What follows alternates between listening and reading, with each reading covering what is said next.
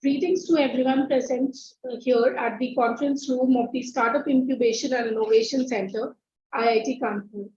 Today, we will be discussing about IT security and business continuity management. Our speaker for today is Mr. Amit Ghosh. He is an IT and business continuity expert at TCS with over 28 years of industry experience, especially in risk management. He has led several overseas client projects in various functional and system areas, in the areas of application system development, maintenance, enterprise risk management.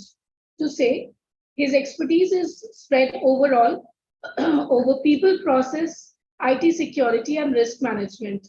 As a business continuity manager, he is expert at detecting early signs of crisis, identifying potential risks and concerns, assessing the impact of this crisis, preparing an activation plan, and bringing it into action. He is also an expert at writing communication plans and finally implementing standards to prevent the crisis from reoccurring. It is time to start the session now. Those who have joined virtually, I request that if you have any questions, please type in the chat box or raise your hand. We will attend to your questions. Thank you so much. The room is yours, Amit sir. Hi. Hello, everybody. Today we will be. Sorry?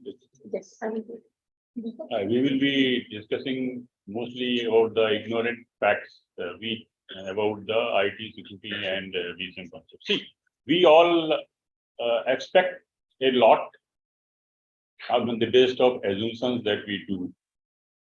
We think things are linear in nature, but in nature is not linear in nature. Nature has got its own plans. We always expect that we will be able to control things the way we see. So we have got many models, socio-economic models that we come up to tame the environment, the social environment, which is as per our perception, the way we think it could be done. But in reality, this is not the case. See, we often see that we have got many shapes, say circle, triangle, square, rectangle, we can see, right? But in nature, we will never see these shapes. Hardly we see shapes. So nature has its own flow, the way it works. We assume that we know a lot, but the problem is that what we know, we exactly don't know. And there is a gap between known and unknown. Seriously speaking, we actually don't know what we don't know. That is what creates the problem in the space of IT security and DCM concepts that we will try to touch upon today. The main problem is the behavioral aspect of the people that we interact with a lot. And we need to find ways and means to work on that. Now, coming to this confidentiality, integrity, and availability, we all know about it, that what confidentiality, integrity, and availability means. But problem is that we hardly follow it. We know data is confidential. It should be only meant for those who are supposed to get it. And we don't understand that the need of it, that this data is so important that if it goes to a wrong hand, it might create problems. This information normally travels from one person to other person in various forms. We get into talks, trivial talks normally, and we discuss things which might get into wrong hands and which will definitely going to have major impact, not only financially as well as personally. This is what this keeps happening, and we knowingly, unknowingly, we pass on this information. Then data, once it goes public or it's in our side, it should not be tampered anyway. But what happens that we accidentally or ignorantly play with the data that goes into the system. Suppose what happens that we have done some changes in our system, but we have not reviewed it properly and we just put it over there. So the data's integrity gets disturbed this way because the changes that we wanted to keep it over there, it not gone in that way, that's safe, and we ignorantly have put it over there. So in doing so, what happens that the data that goes over here, that goes into public domain, it doesn't go in a proper safe because it has not been taken duly, it has not been addressed properly. Same thing goes with availability. See, whatever we are doing, whatever we are working on, it should be data that we are giving or content we are sharing, it should be available to those for which it is made for. Normally, what happens that we are not actually sure that how to handle this availability part. We will touch upon this more when we go along. You can look this side. And you can have this side, we'll operate your PPT. They all are taken. Okay.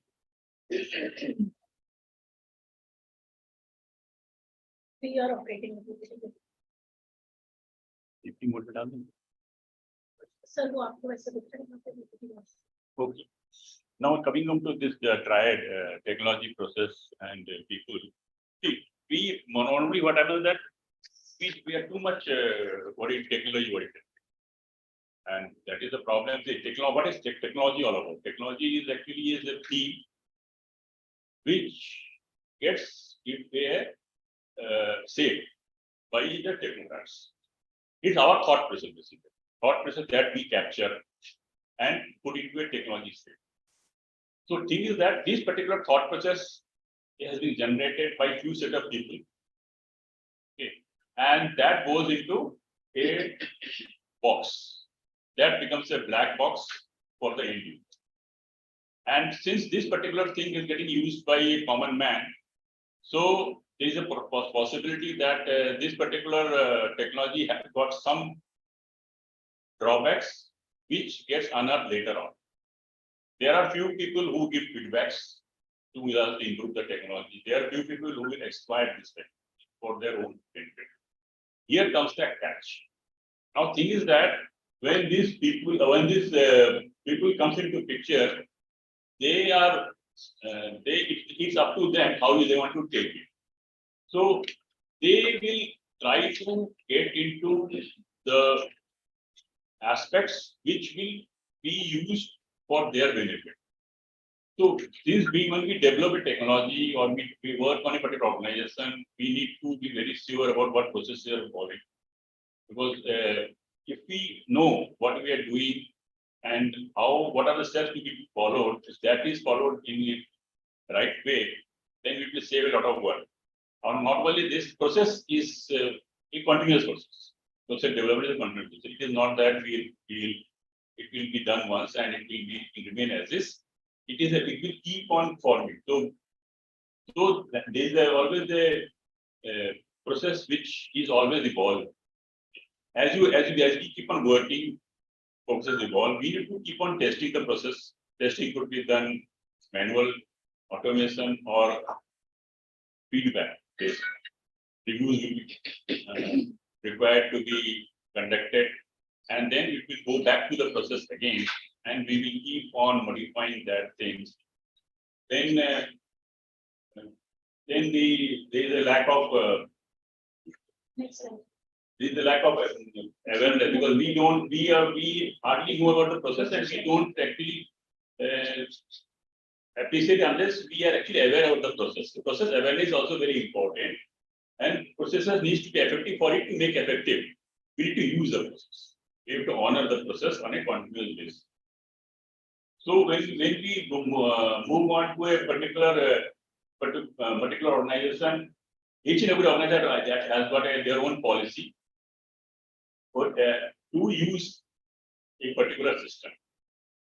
Now we need to come up. Every organization should come up with their own policy for users of their own system. Okay. Policy could be logical in nature. What is related to logical assets, it could be related to physical assets also. So policy we move around those logical entities and physical entities. Depending on our own needs, we have to come with the process and honor that policy. And all the processes will be moving around that policy that we are talking about. So in this, then we are going on to next slide. Start. Just a second.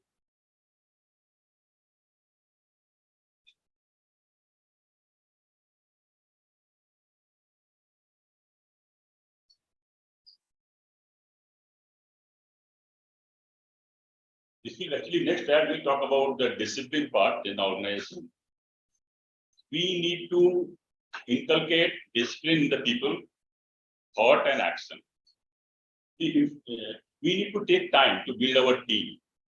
We should not be in a hurry to choose our team members, because once we have chosen a team member, it is very difficult to move them out.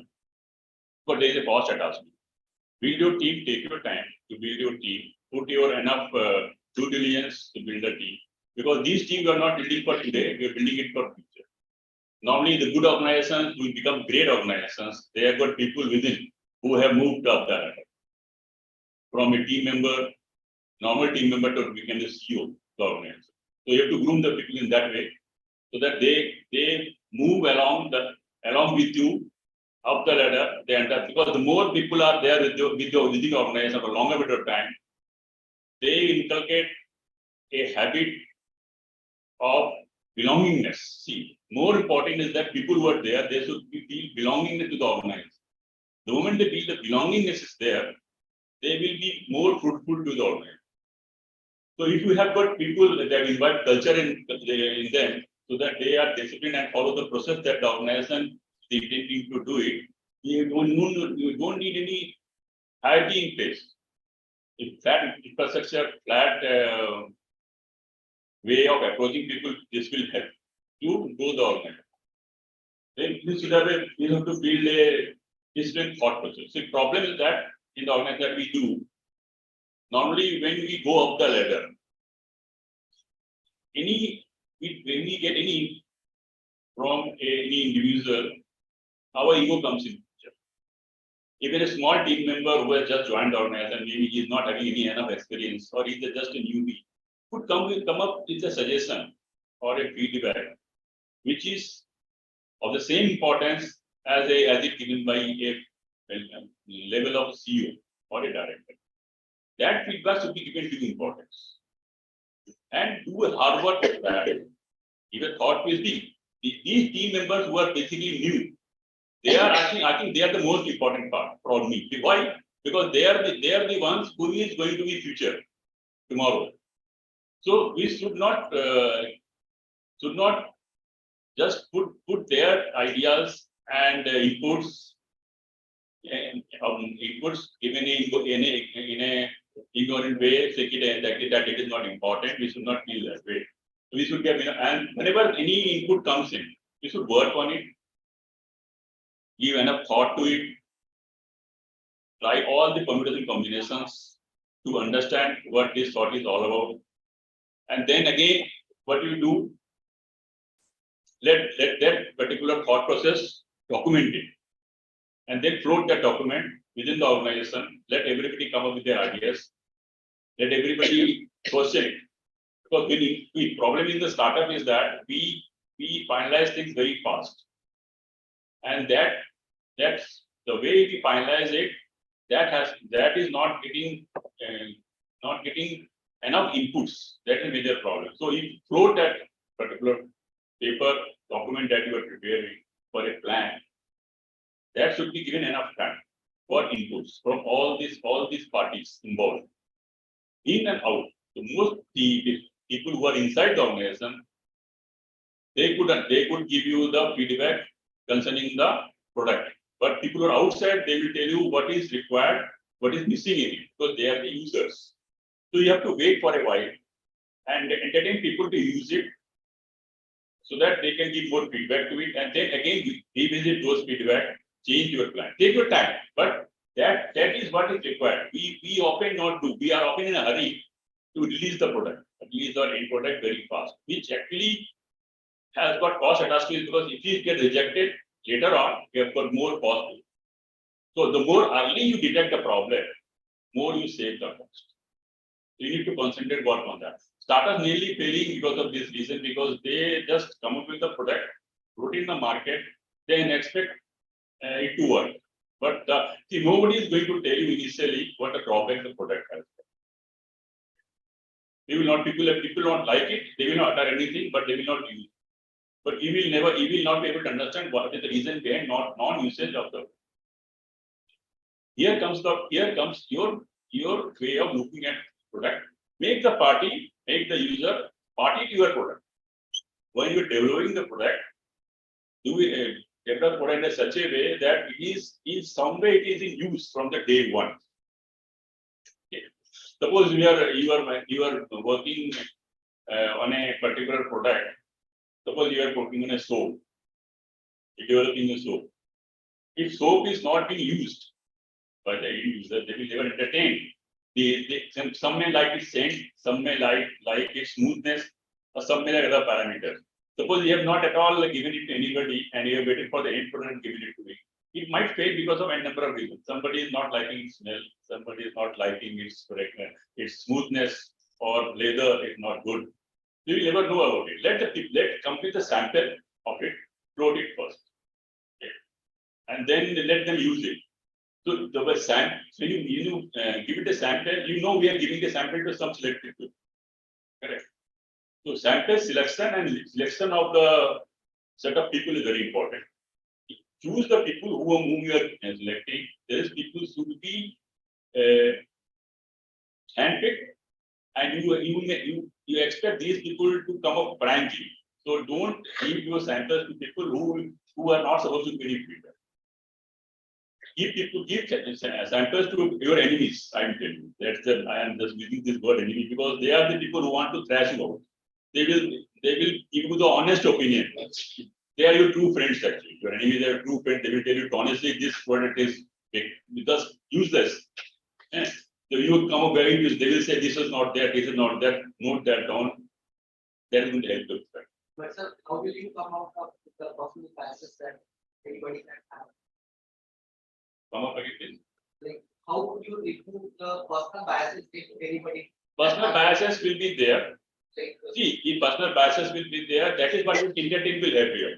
Internet will help you out. Understand the personal bias might be there. But you have to read between the lines, which is the personal bias and which is actually the actual feedback that you have to work on. The more you work on the sample and feedback, slowly you will come to know what is actually the real feedback or it's a personal bias. You will build it up. Because sampling is not being done it's not one-time activity. It's a continuous process. Then you select a next set of people as a sample size will increase. So first small sample size set of people, then the next sample will set up. You first devise a method to identify the selected people whom we will take a target as a sample. Take a user, suppose you are taking a grade 1 user. Grade 1 user means those who are user having lowly paid. Okay, because soap is used by them. Then you go to a upper middle class that way. You select samples that way. Correct. Then that way you will collect the information. And from that, definitely it is quite true that few of the feedbacks will not be correct inquiry because they might be having some bias. That is a way. So first don't worry about this bias. First capture it. Analysis part we'll do later on. Let feedback come on its own. Don't challenge them. That why you are giving, why you are this, no, you are wrong. Don't argue with them. Just politely absorb the observations. Later on, let your team work on it. See, at least make sure that some of the appraisal will definitely come out right. Few of the feedback will definitely be of use. So that they can do. So you need to have a baby steps that I'm talking about here. With the proof of concept, small samples you have taken that you're talking about. Then keep on testing it. Means you next sample set you will give it to next class of people. It should have that feedback in place. Okay, the previous sample they gave you. Since no input zone, why I'm taking a small set? Because your cost will be less. You selected sample that you have see. First, you have devoted time to select the sample people. Okay, so sample you will give it to them, so your cost will less. Now you work on that feedback loop and give it to a little bit larger sample. Correct. So that way your cost will not immediately cost will not bound. Slowly your cost will come up, cost will increase, and slowly your product will also improve. Sir, I have a question. Yeah. Like, suppose you have two kind of product markets. One is like a market for the software products. Another is the any physical product that you are making. And if you are going into the market and you are trying to get the customer feedback in the initial stage, when you have only proof of concept. Like that. So, like, this two kind of product actually behave differently in Definitely. different market. Yes. So, suppose a person who is taking care of the entire like wholesale part of any product, he will look whether this product I can afford, like in the physical product I will say. They will say that I have the stack management facility available for this product or not. Whether I like the fragrance of this soap or not. Like how much glycerine is there in the soap, and what kind of pieces I might be having for before using this product. So, don't you think that because people who are customers do not have any idea about the vision of your product that you are making, so it can go in different directions. It doesn't matter what the feedback they are giving. Capture it in category wise. That you told me wholesale person viewpoint will be different. You got to know the viewpoint of the wholesale person and their feedback, absorb it. Don't focus on it, that what they are writing into the feedback or what they are telling. Just focus on capturing the data. Do not work on it. Same is to be software and same is to be the any soap, physical or entity or soft entity. That is, I am talking about the logical entity. Software is a logical entity. Correct. Its physical entity is the soap product is a physical entity. Same process you have to follow for capturing the feedback and go to. Once you do it now, that will help you to absorb at every stage the feedbacks. And then you can again revisit them and go back. That way you have to work. Next. Any question in this? You are clear, correct? Okay. Yeah, now we interacted a lot about this IT security and the cybersecurity. What we found that whatever we threats we encounter or we working on, we are basically attacking it as if they are done from the outside, not from the inside. Yeah. Most challenging part is that threats that are getting to system from the inside. Insiders are the people who carry a lot of information, lot of privileges they are having, which could be exploited by the outsiders as well as the parties who are inside the organization, because they are sitting behind the firewall, behind the ideas. Okay. So there is no need to know. They are not going to anchor your course or try to get into your IPs. They are already inside. Okay. So if you are creating any trap to capture them, that is invalid because they are already inside.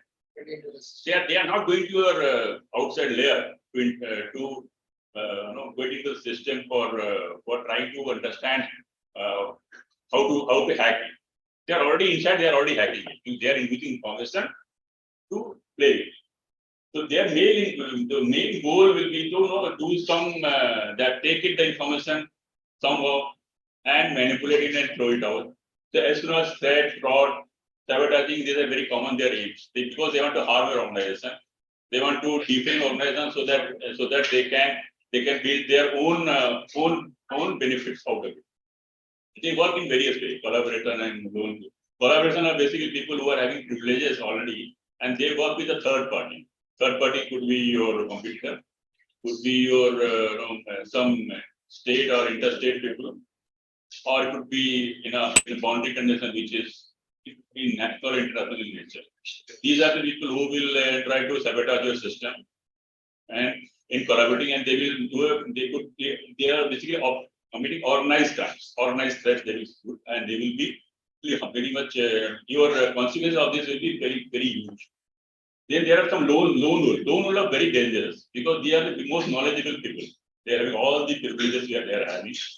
They are the people who are most influential in the organization. They might be having good already a post inside the organization. They know a lot about the system, and so they understand where to find the vulnerable items and attack it. So these are the things which get there. And there are some careless people. Pawn, Coop, and Molly might be knowing this thing. Pawn are people who are having privileges, okay, but they are the people who actually get influenced by the outsider, by social engineering concepts, and they throw the information outside. Social engineering, you understand? People will. Social engineering, I'm just giving an example. They are the people who actually will try to portray themselves as they belong to some authority. They will call you and they will try to take information, steal information from you, influence you, and take information. So they will use other technique that I am your boss, calling you for your password or something, or I want the information immediately, or they will put some hurry, put some you force you into very much in a trap that to get information in a very quickly. They will put you in tension. If you don't give it, something will go wrong. So when you are in fear, you might just give information. So they might use various techniques to take the basic information from. Then two for the people who are basically people who are basically puzzled with the so much processes and all. They don't understand those processes and all. But they might carry many good information, but they are ignorant people. Or they might carry the information in their pen drives, the systems, or they might email to somebody the systems, or they are disgruntled employees, or they have got some enmity with their colleagues, so they want to spoil. But in doing so, they carelessly, spread the information which might go against you as an individual and as an organization as well. So these are the people, and then more of the people that's people from outside the organization, they have got some access to the people who are working inside the organization. I know few people inside the organization, so I can get information from them and use it for my own benefit. These are basically more very active in financial institutions because there is very good number of data involved, and also more are very active in defense. Spies are basically a good example of moles. Okay. They are outsiders, but they got quite successful inside information. So they are the ones who actually harm the system in law. But then what actions? Your actions. Yeah, we will come to that. We'll come to that. How we detect insiders? That is, I will come to that. See, we have to keep an eye on their behavior and digital activity. See, we will find that each and every role and function that we are working on, they have got certain level of duties assigned to them, certain level of work they're supposed to do, and in such a manner to do. Everybody is not supposed to access everything.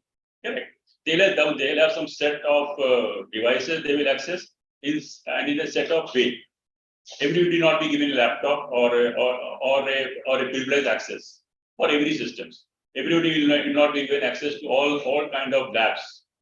Correct. If you find that you have to log, see, you have to create a checklist or a list of people with their behavior. What type of behavior they are supposed to have a normal behavior. Suppose I am a Unix administrator, I will have an admin privilege. I will only visit Unix systems. I will not dwell into non-Unix systems. So I am not supposed to go to databases. Okay, but since I may have got the access to the password file, so I may know who are the users. So I may get those information, but I am not supposed to go there. So sometimes these Unix administrators or any administrator, they could go to any systems and easily fetch the information. They will legitimately enter that system, being a user. Their no tool will help because they are the genuine users going into the system. You need to understand the behavior of the person who is logging into the particular system. What is the volume is getting generated? Hackers, what they do? They normally develop want to make sure that your system slows down.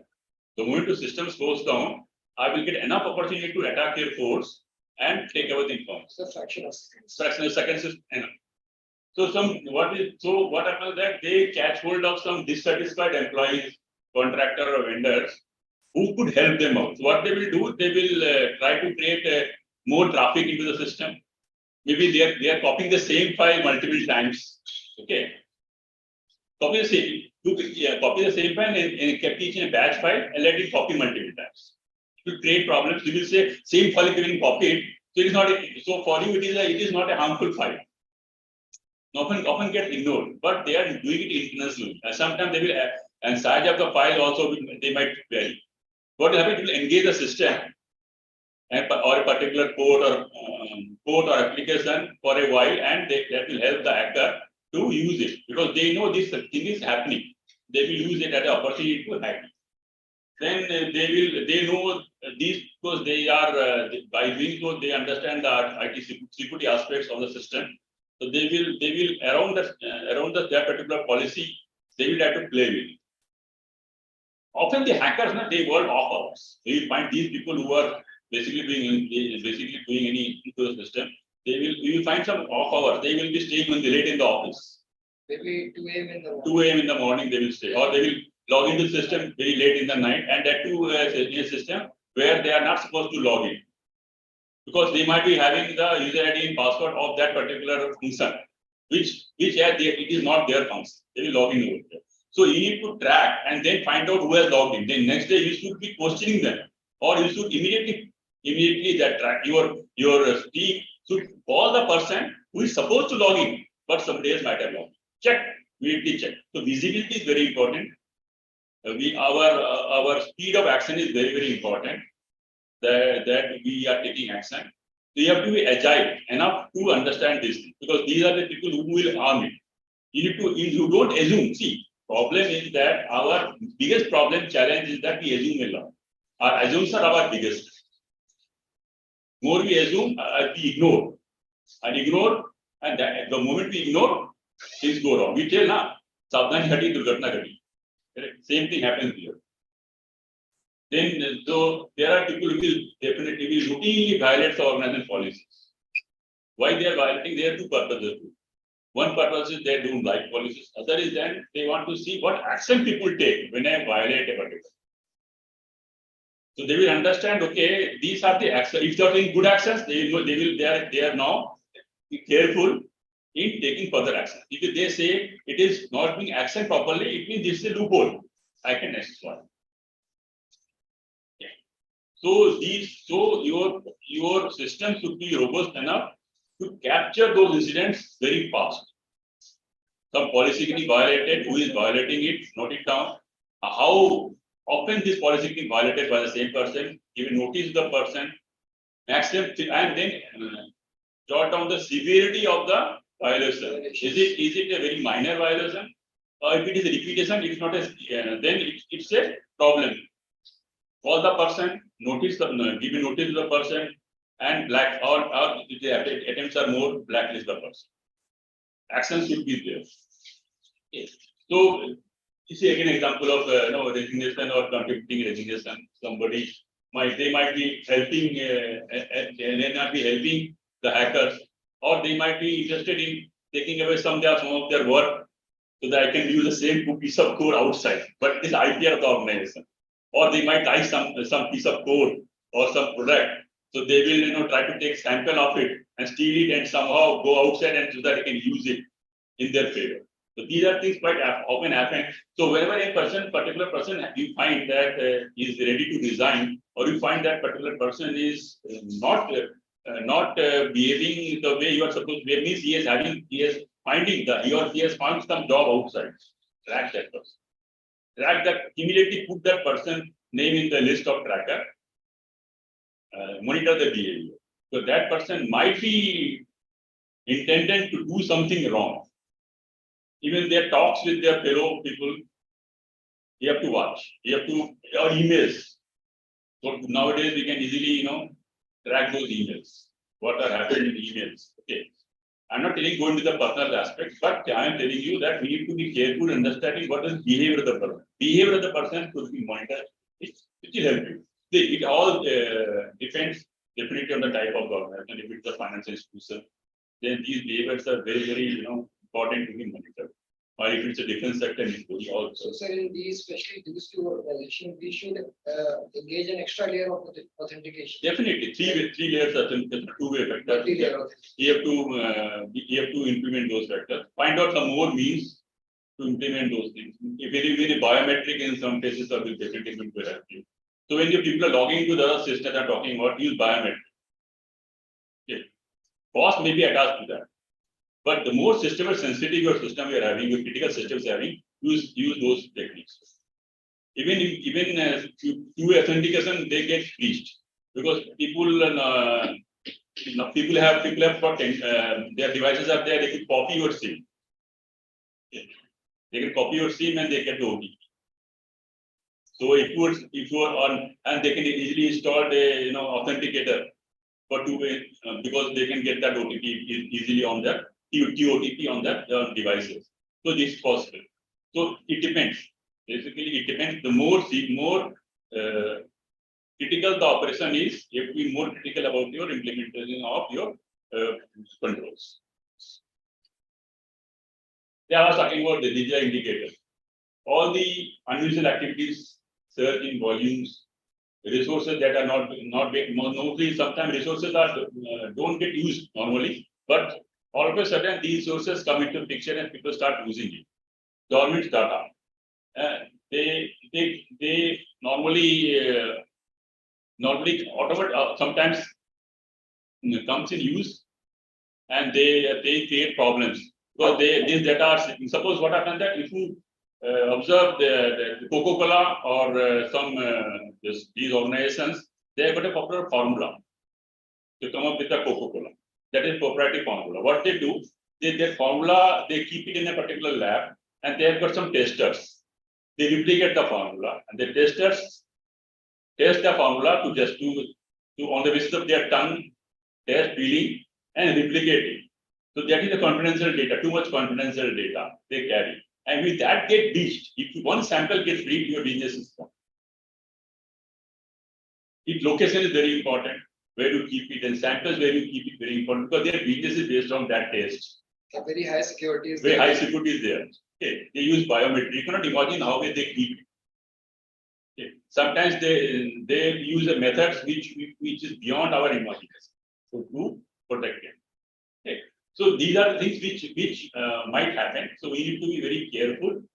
Yeah, we need to understand that these are the people who are designated people might keep the data and might use various methods to. I told this emailing to sensitive data to your friends, colleagues, personal data, and all. Track it and in your system place it such a manner that you have some rules that if the size of the data is beyond something, and or a day wise or a hourly wise, then just reject them. Even the sensitive, of course, sensitive information. The other threats being observed, you can easily read it. So if people are fired, they got caught, and some of them have been sentenced to jail. See, the Google executive was sentenced to 18 months jail. These are all employees. See, all are internal people. All the insider. They have information already. So don't need to hack. They are already inside, so they can easily do it. So you can work on this and find out ways and means so that you can create a list of functions and their roles map to it, so that the same could be used to monitor the usage of the system. And their digital footprint should be also. Yes, create the footprint. So when you create the list, your footprint could be created, and that database you can keep it with you. That will help you to monitor, catch this internal. Okay. Now it is coming on to another topic. Next slide. Okay. Now I come to the business continuity. Before I go for that, I will have to tell you just brief overview about the risks I was talking about earlier. I was talking about assumptions. Assumptions are biggest risk. What happens that we assume that a particular thing will be done. See, whatever systems we are having, it has got a life. And it has got a window of operations. What we assume that this will be done on a particular day.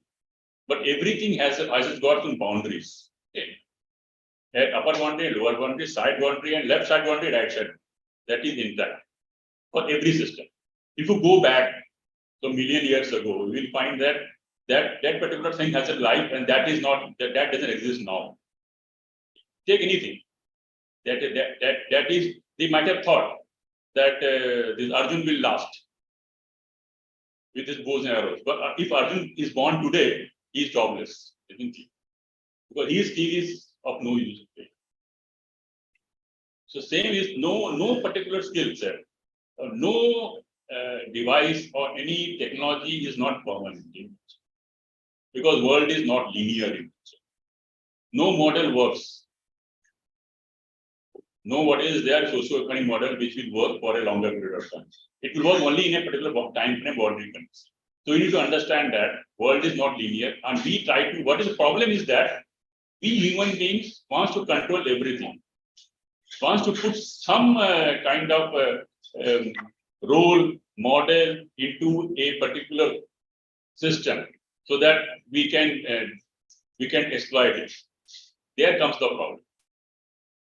What we have to do, we need to come away with a list of risks that we are having. So first to list down risks, having assumptions. What assumptions we have made? One risk I found out for startups so that you all are getting funded, correct? Was one stops. So it's a delay for a couple of months or two. Will you be able to sustain? That's the biggest risk. Now, question is that how will you mitigate that risk? The fund is not coming. How will you serve your people? How will you pay your dues to your internal people, employees, and also to learn your day-to-day work activity? This is because then one day that fund will be stopped because the limit will be crossed after 2 or 3 years. Yes, sir. It will be stopped. What is your action plan then? That's the biggest risk we are having. I found nobody talked about it. Jot it down. What is your action? What is your contingency plan? If it happens, what we'll do? And if it is happening, if your condition delayed, then what is your plan of handling this particular situation? Especially in this case, your manpower effects. Manpower effects. Because your engineers will not go for you. That case. Plan. Then when your risk is jotted down, you have to monitor the risk. Depending on the type of risk, prioritize your risk. Okay, prioritize the risk. You assign a score to it. From 1 to 9 or 1 to 10, that way. Then come with the frequency of monitoring the risk. Okay. Because if you monitor the risk, then nature of the risk will keep on changing on the time frame. Because every risk has got a probability assigned to it, as well as probability and environmental conditions. Both comes into picture. Okay. And then location also comes into picture. Suppose you are executing a project which is an earthquake prone area or a flood prone area. Okay. In that case, it will have different kind of impact because its probability occurrence and frequency occurrence will be very high, and probability of occurrence will also become high because that's a earthquake prone area. Now if you go to a place where probability occurrence is less, and then impact will be less. Correct. So that way things move. So that is why you have to do some business impact analysis.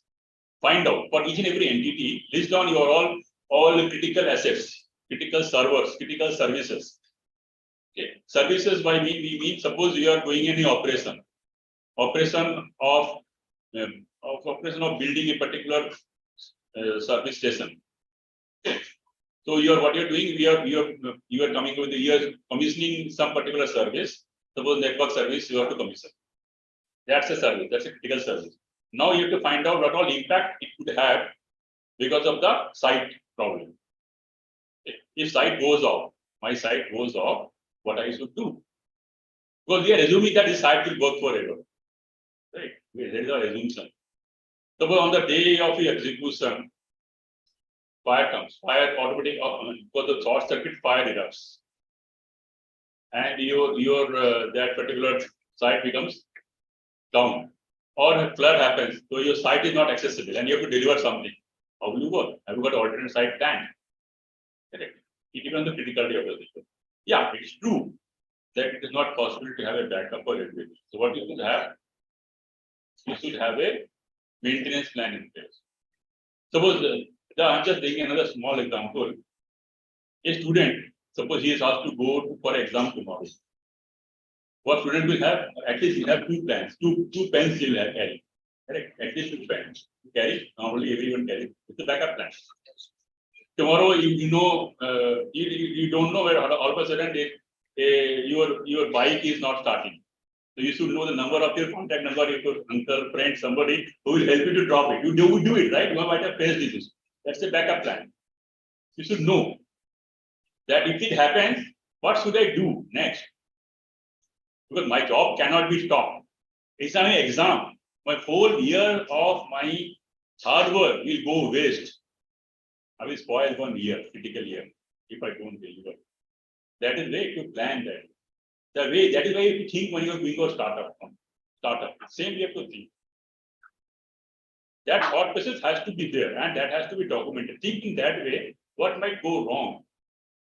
And entertain people to say you. Because see, it doesn't mean that I am the owner of the organization, so I will know everything. I do all this. No, you talk to each and every individual. Each and every individual have their own perspective, look at the risk. They will give you different ideas. Capture that. Same way in the sampling. Same way capture from them what are risks they face. Suppose there is a critical activity or dependent on your secretary to come. The secretary is facing some challenge, that secretary may not turn up that day. All your data is there with the secretary. You won't be able to deliver it. What's the backup plan? And it happens. I have seen in my life, when there is critical things, the most dependent part doesn't happen. So find out the dependency. List down the dependency. If you are having an asset of people assets and logical assets, list down them, then write down the dependency. What is the level of dependency it has got? Okay. Then what is the type of dependency? What might go wrong? More you do it, devote time to it, more it will help. Startups normally fail because they don't concentrate on these parts. Space and very different. Okay. Then so we discussed. Then comes the all services. It has got a window of operations. Suppose I'm talking about this. Let me give you an example. We are sitting in the room. AC goes off. All of a sudden. You might not sweat immediately. It will take some time for you to sweat. Okay. If AC comes up again within that time period before you start sweating, then it's okay. If it doesn't, then it will probably be. That's RTO. Time frame within which it should be coming up and running. Same way your services that you are giving to your organization, other organization or your customer, same way. Before they feel the punch, your service should be up and running. So basically, we should have a knowledge about the time span. Time span. How much time one can sustain the loss, the non-availability of that particular service. Got it. Work on that. Find out that time frame. Sometimes your customers will tell you the time frame. No, I cannot tolerate more than half an hour. They exaggerate. Then you collect, when they exaggerate, you collect samples. Talk to more of them. Same with the sampling style. You get to know an average or a ballpark figure. Based on which you can decide, oh, this is the RTO which we used to provide this service. RTO, the recovery point object. You take backups, right? Take backup of our work. Now you have taken a backup. How much data you could lose and sustain? Suppose you have taken a backup of your laptop. Okay. And you update a document once in a week. So weekly backup is enough. Because if that is lost, your backup will recover because only 1 week of data, 1 week again will work. So 1 week goes data you are already having, it is okay. But if you have already worked After that, daily you're working, you're taking weekly backup, that is going to have spoiled because you'll lose in between data forever. Or you have to work on your own to get the data back. Correct?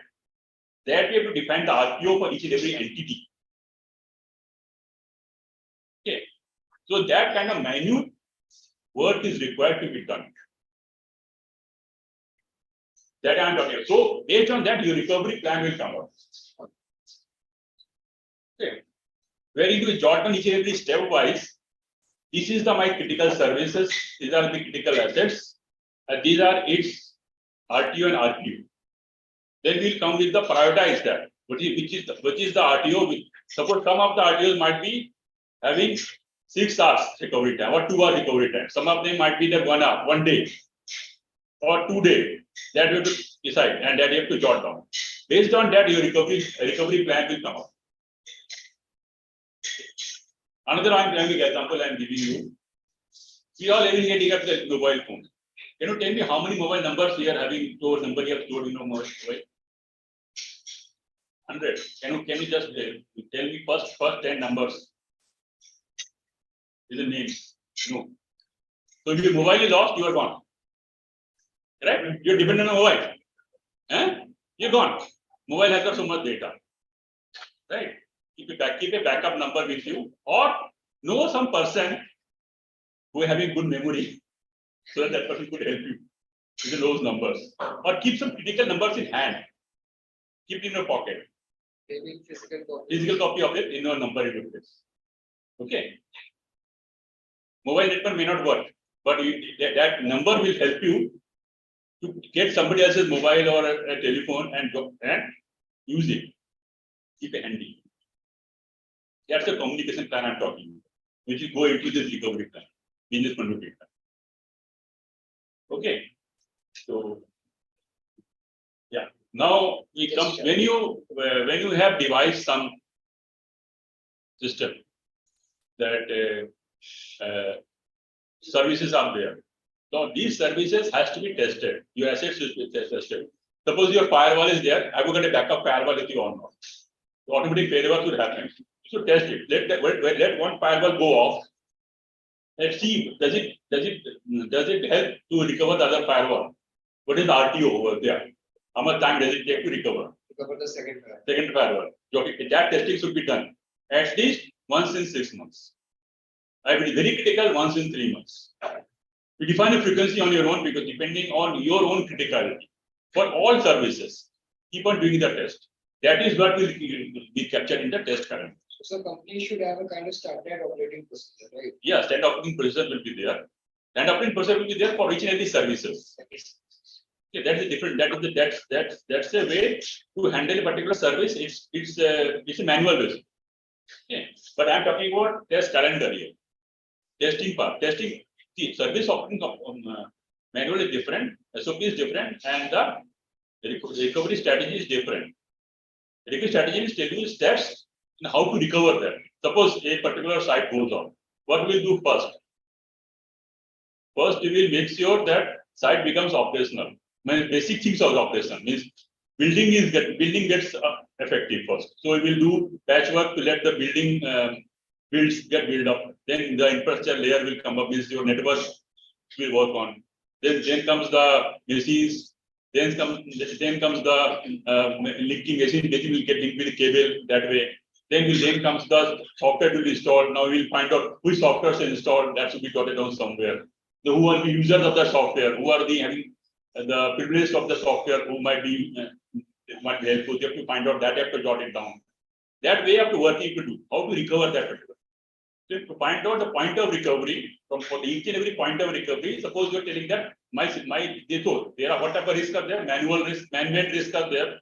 Somebody might do it intentionally or non-intentionally. The natural disasters, earthquake, pandemic, we have seen it. Nobody imagined. It might happen. So how to handle that? Then there are some infrastructure threats. Light means your electricity goes off or your network chokes. How will you do it? That level of thinking to do, and that goes into the test plan. And conduct or drills. When you conduct a drill diligently, follow a different path to test. Okay. Today, maybe you are just switching the firewall off, and next day you might be putting some different versions of the firewall into different versions, because sometimes happens that we don't update the firewall firmware. Correct. We also forget that, and it has got some functionality might be there, which is firmware dependent. Test that. Okay. So that kind of detailing is required to test it. And when you learn it, you revisit that time and keep on doing the same activity. So, and I'm open to ask questions now, because this is what I'm having. We can have another session, because these are all detailed topics.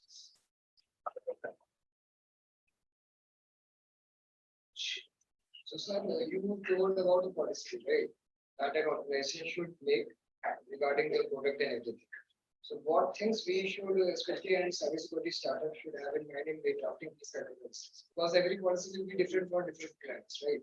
As I told you, first and very first, most important that people face is the risk analysis. Yes. Identify your risk first. I told you assumptions are biggest risk. Jot down all the possible risks. Use the same sampling set of things. Talk to various people up from down the ladder to up the ladder. Ask the risks to them. Prioritize the risk. Mitigation action plan. What should we do in case something happens? Mitigation plan. Come up with that. If this goes off, I will do this. And if it all happens, there is contingency. Then what do you want to do? Against this risk, jot it down. This actually goes into a risk register. Okay. So you list down the risk, list down its origin of the risk. Then each and every risk has got a probability of occurrence and a frequency of writing. This register should be updated, right? They should be After updated. 3 months. Yeah, maybe you have to add a frequency and keep on revisit that risk. The risk will change.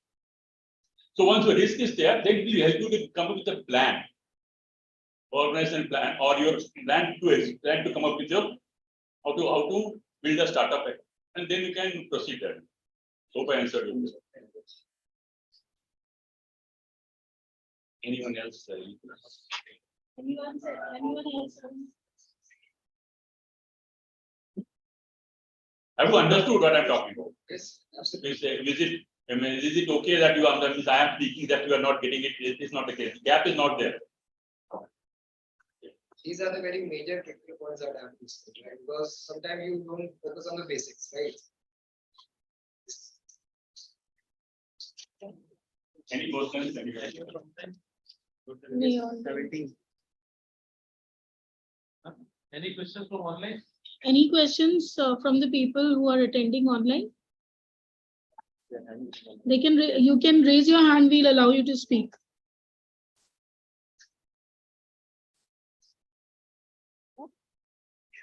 Okay.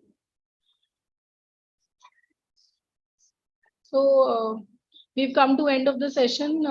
Thank you, Amit sir, for the critically important points that you have told to our startups and our teammates today. Yeah, Ankush. Okay, so first of all, let me thank Amit Ghosh. He spared time for us, at least from his busy schedule. That hello. Phone करते बोलो, phone करते बोलो.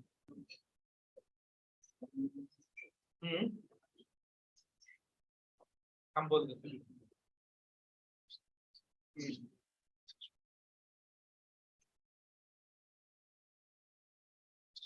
So let me thank Amit Ghosh because he accepted my request to come to SIIC, see what we are doing and give input, how we can improve ourselves, at least related to the domain of cybersecurity, AIML, and other software related things. I know you have more than 25 years of experience in Tata Consultancy Services, and you have actually know that what are the major challenges in the established companies. I know that some of the startups may become like a big giant in future. And you are highlighting those issues which now the companies are facing so that they can do the course correction at this point itself. So this is a big thing and that's the best we could get from you and thank you very much for coming and I hope you won't mind coming again for giving such Definitely, I enjoyed knowledge being here. sharing with all of I the enjoyed startup. being here. It's a very nice experience. I will definitely look forward to come here again. Maybe those who are interested, they can connect him virtually because he is from Kolkata and may not be able to come more frequently to Kanpur. So those who want to take the help of Amit, they can send request to Vatsala and she will connect you to Amit Ghosh. Okay. So extract the maximum benefit from his learning because he has actually lived that life which you are going to live in near future, right? So you have to understand that the experiences will help you to avoid those mistakes which you may have occurred or might happen in your life, right? So the experiences will help you to avoid those errors in your life, right? So take the maximum benefit of it and do what the best you can do in your life. Okay. He Thank you shared very much, very, Amit. Huh? Yeah, so John wanted to say thanks for telling one very simple point, which is very important for all our startups and maybe for all our lives also, that we should utilize whenever we take feedback, right? We do not think of taking feedback. We think it's not important. It is very important. Take feedback, utilize it, analyze it properly. He said how to categorize this for our needs. So yeah, very simple points, but very important points you put up today. Okay, thank you very We have much. to go this way. So we have a small minute to.